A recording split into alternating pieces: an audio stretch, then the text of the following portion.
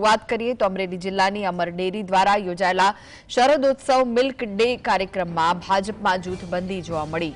ઇફકોના chairman Dilip Sanghani અને રાજકોટના સાંસદ પરસોત્તમ રૂપાલાની અધ્યક્ષતામાં કાર્યક્રમ યોજાયો। જો કે અમરેલી જિલ્લાના 5 ધારાસભ્યો તેમજ જિલ્લા ભાજપ પ્રમુખ અને લોકસભા સાંસદ ભરત સુતરિયાની ગેરહાજરી જોવા મળી હતી।